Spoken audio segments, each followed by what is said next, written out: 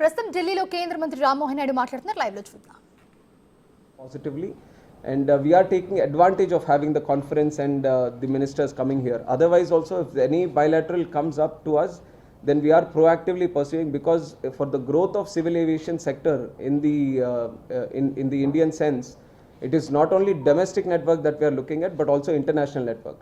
Now the ambitions of the Indian passenger has grown so much that tier 2, tier 3 cities also want to travel abroad. So we want to take this bilateral seriously, and we are arranging certain bilateral meetings during the conference also, and once it is done, we are going to tell you about it. And regarding the cargo, anyone has the numbers for cargo?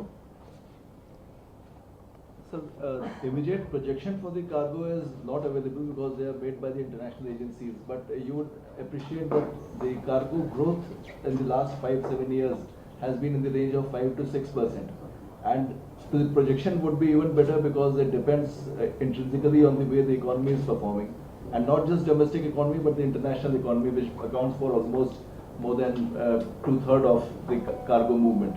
So if the world economy does well, the cargo does well, because we have capacity in the belly of the aircraft and the number of aircrafts are increasing. So I think the projections should be upwards of 5 to 6%. Thank you, sir.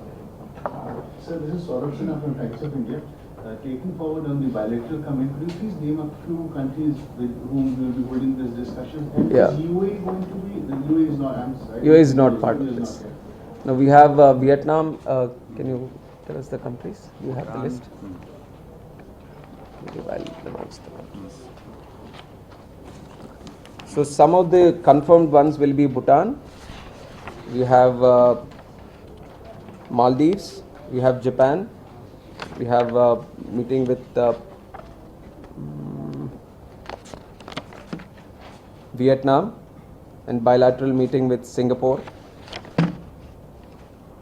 So these are some of the confirmed ones, and if we get any more requests also, we are facilitating in such a way that we can arrange for a bilateral meeting then and there itself. So this is not related to the effective, but the biggest demand for bilaterals by Indian Airlines and their airlines is from UAE. So is that being considered?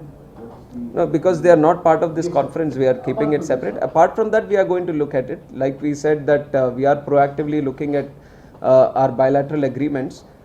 But the base idea that I want to tell you is that we want to promote Indian airlines.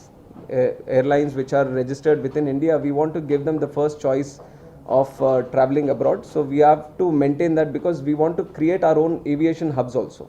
Let it be Delhi, let it be Mumbai, Chennai, or any other places where there is a lot of air travel footfall. So we want to create them not only as hubs for the country, but also hubs for the Asia Pacific region or for the whole world. So to achieve that, it is important that you encourage Indian airlines more. So with that concept, we are going to proactively pursue this. Let it be from UAE or any other country. We want to ensure that the bilaterals are respected, and there is good movement between both the countries, and also our whole idea of promoting the Indianness in the aviation sector is also respected. Any other question? No, you said strictly to the conference, so that's why we are making it very quick. You mentioned about the Delhi declaration. Just for our viewers, in a very layman term, ultimately you are trying to achieving, or the message that you are looking to pass on through the Delhi declaration? See, ultimately, Delhi Declaration is going to be how to promote inter-country travel between all the Asia Pacific region. Like I said, 40% of the global travel is going to be between these countries. So there will be a lot of learning from each other. So one is improving the travel between these countries, seamless travel, or more how can we involve technology into having a more seamless travel in the future. And also a discussion on cargo, how can we improve the cargo, MROs, and the carbon net neutrality. We want to bring in sustainable energy things into aviation also. So there are some countries which have progressed little bit more than the other countries. And when you have conferences and summits like these, they provide a platform where you can learn